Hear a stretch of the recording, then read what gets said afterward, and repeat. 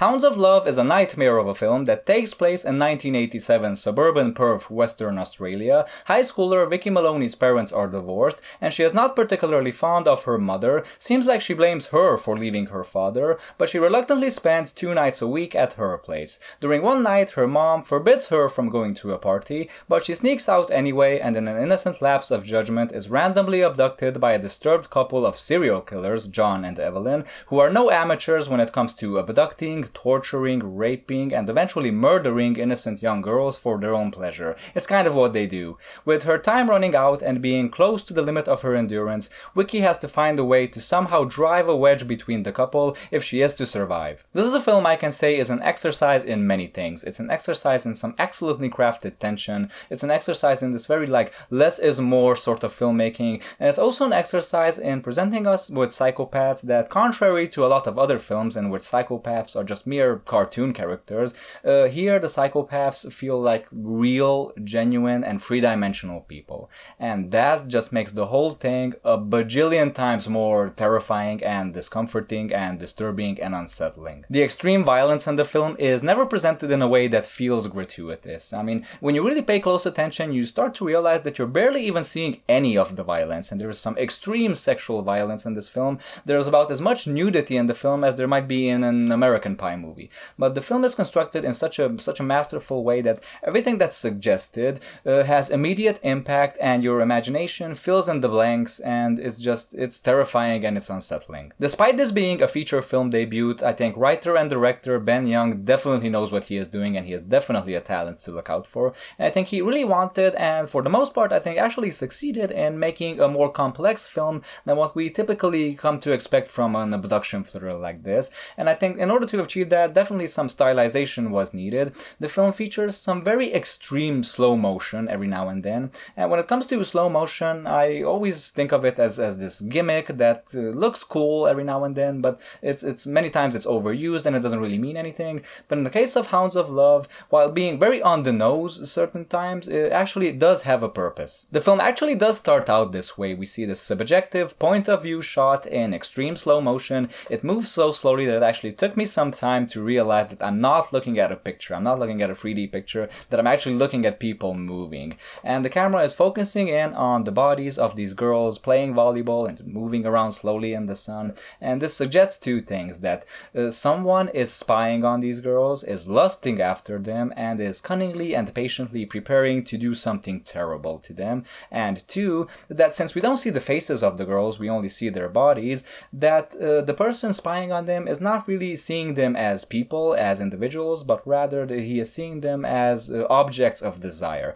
You know, that's obviously very characteristic of the psychopath, because psychopaths have no empathy, so they don't really view people as people, they view them as objects, and they wish to channel this, what they deem to be this sort of godlike quality they have, and that makes them think that they can do anything they want to anyone. And that includes raping and murdering. And surely enough, after that slow motion sequence, we get a wide shot of a girl we see somewhere far away in the distance walking away from the court, being picked up in a car by a man and a woman who we don't see yet, and we don't know who they are, but eventually it will be revealed that it's John and Evelyn. So yeah, this opening sequence and the way it sets up the film is quite ominous, to say the least. And this technique is also repeated later, after the first act, when Vicky is eventually imprisoned in this couple's house. We get a montage of similarly slowed down images of this suburban neighborhood, in which we see people going about their business, kids playing, people washing their cars, people riding bicycles, mowing the lawn,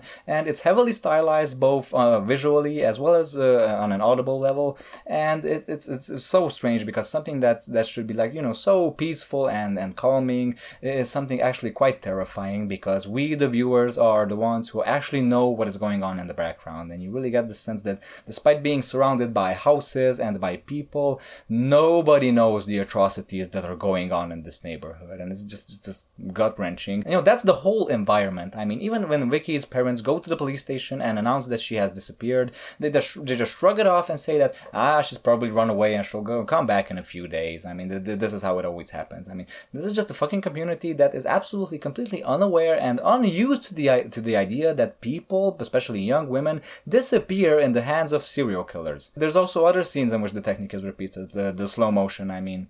There was a scene in which, for example, the couple is coming closer to the room in which Vicky is chained in, and they are about to torture her, and she is just screaming in agony, and everything is in this extreme slow motion. And I mean, you know what's going to happen. She knows what's going to happen, and it's an excellent method of prolonging the agony. I mean, this film is really it's torture, man. I've read a review of this film by Simon Abrams on RogerEbert.com, in which he states that the film fails to make us empathize with the wrong kind of people, presenting criminals as monsters who are sometimes also human beings, and fails asking us to sympathize with the devils for the reason of making them so damn unlikable in the first place. Now, I like this review. I think he definitely makes some good points, but I have to respectfully disagree, because I really don't think that it was for a single second the mission of the movie to make us empathize or sympathize with the murderers. Quite the contrary, I think the killers definitely remain incredibly fucking sickening and vile until the bitter end.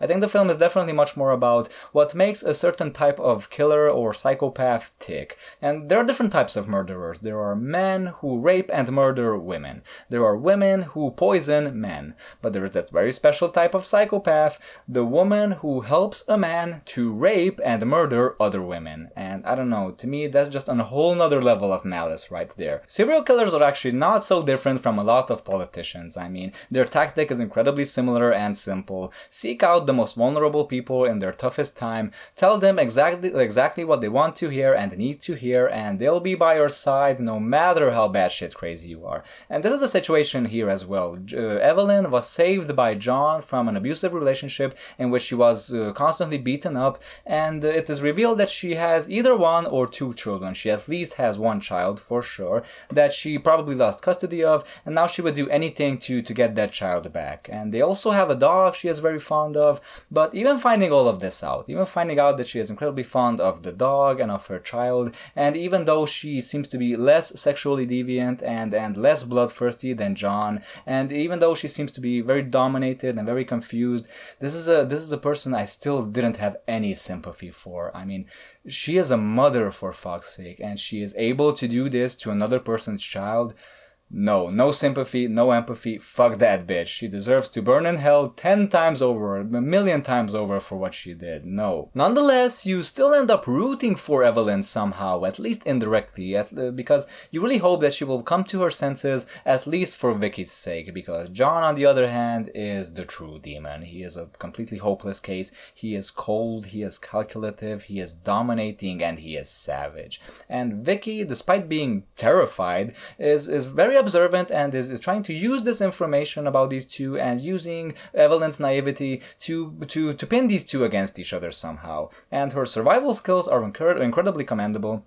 And this whole power struggle dynamic of the film becomes very interesting when you really start to see into the bigger picture, because it is revealed that John is involved in some sort of drug business sort of thing, some illegal drug stuff, and there is a guy who he owes money to, and the first time they meet, this guy is bullying John around, and it's the first time you actually see him being vulnerable and being submissive, and it just makes you realize that, wow, there's always a bigger bully. I mean, Evelyn is bullying Vicky. John is bullying both of them, both Evelyn and Vicky. There's this gangster guy who is bullying John, and then there's probably another guy who is bullying that gangster guy, and it's just a never-ending vicious circle, and it's just a sick fucking world with sick fucking people. Now, if it seems like I'm talking about real people, despite the fact that I'm reviewing a fictional film, probably not coincidental. Despite this film not being cocky and not stating anywhere that it's based on a true story, it actually is based on David and Catherine Burney, serial killer couple in right where the film takes place in Perth, Western Australia. You can read up on it on Wikipedia if you like. Some of the true story is more fucked up than the film, and then some of the film is actually more fucked up than the true story, so it's crazy. And the acting in the film from everyone, including the mother character, props to her. She also did a great job, and she was especially heartbreaking to watch, do an excellent job. And it's the type of film about which I can't imagine how they did it. I can't imagine how you can do a film like this, even though it's acting, it's make-believe, it's pretend. But how can you pull this off and then still come out sane? I mean, did they have some psychiatrist on sets every day? They probably did. I hope they did, and I hope these people are all right mentally, because what they do in this film is just absolutely 100% convincing and 100% soul-crushing. So that would be my 2 cents on Hounds of Love. I reviewed a movie recently called Raw, about which I kind of said the same thing, that it's incredibly hard to watch and it's not for the faint of heart, despite being a very good movie. But that movie, in comparison to Hounds of Love, is like a cartoon. This is one of the most brutal films I have honestly ever seen, and I can't even recommend it. Not because it's not good, it's very good, but it's just so fucked up that it's wow. And yeah, that would be it, folks. My question to you would be, what are some of your favorite fucked up films, and what is the most fucked up film you've ever seen? I'm really curious to know about your answers. Please leave them down below in the comment section. And thanks for watching my review. If you enjoyed it, don't forget to like, comment, and subscribe so I can see you later with other reviews. And as always, folks, until then, don't forget to stay cool, stay awesome, and goodbye.